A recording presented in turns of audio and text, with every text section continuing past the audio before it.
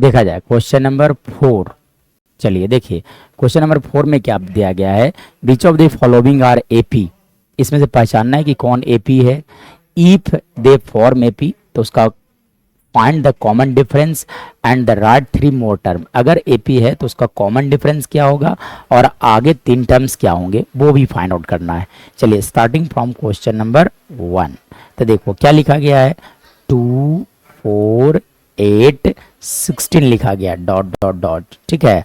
चलिए तो देखो यहाँ से सबसे पहली बात आप कैलकुलेट कर लो, T2 माइनस T1 मतलब second term minus first term मतलब 4 minus 2 this is equal to 2।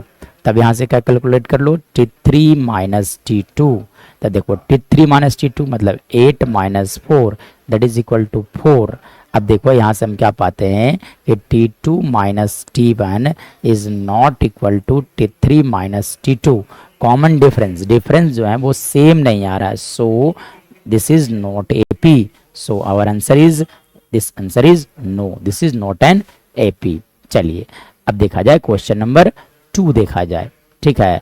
चलो अब क्वेश्चन नंबर 2 में क्या दिया गया था, लिखा गया 2, फिर लिखा गया आपका 5/2, फिर लिखा गया 3, फिर लिखा गया 7/2 dot dot dot dot dot लिखा गया है। तब आप सबसे पहली बात क्या करो, T2 माइनस T1 कैलकुलेट कर लो। तो T2 कितने हो जाएंगे, that will equal to 5/2 minus 2, 5/2 minus 2 लिख दो आप। तो 5/2 माइनस 2, देखो यहाँ पे 1 है, 2 और 1 का LCM 2, so we can write here 5 minus 4 that is equal to 1/2। So यहाँ से आप कैलकुलेट कर लो T3 माइनस T2। तो T3 कितने हैं, तो देखो T3 हो गया 3 माइनस T2 मतलब 5/2। चलो अब यहाँ से देखो तो एलसीएम लिया जाए, देखो यहाँ पे 1 है तो एलसीएम इज 2, तो जब एलसीएम लोगे 2 तो 6 minus 5 which is also equal to 1/2। चलो अब फिर से कैलकुलेट करो आप T4 माइनस T3 मतलब देखो first term second term third term fourth term ये है, तो फोर्थ माइनस थर्ड मतलब 7/2 माइनस 3। जब आप एलसीएम लोगे 2 तो वो लिखाएगा 7 minus 6 that is equal to 1/2। चलो तो यहाँ से हम क्या पा रहे हैं, सेकेंड नंबर की बार बात किया जाएगा। तो देखो यहाँ से आप क्या पाते हो कि T2 minus T1 is equal to T3 minus T2 is equal to T4 minus T3 is equal to आ गया 1/2। So it is AP, so it is AP। Our answer will be yes.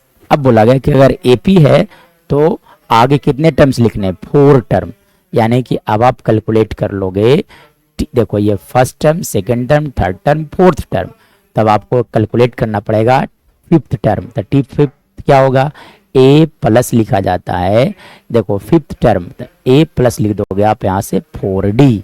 चलो तो A कितने थे, तो A is 2 plus 4D, अब D कितने हैं, तो देखो 4 इंटू D, D इज 1/2। देखो ये 2 से 2 कैंसिल आउट हो गए तो फाइनली आ गया वैल्यू 4, यानी कि नेक्स्ट टर्म विल बी 4।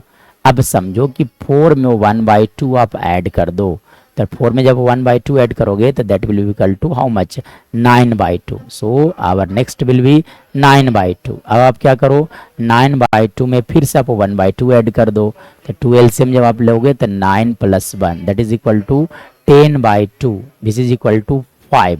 तो नेक्स्ट 5 टर्म लिखना था, so we have written the next 5 terms.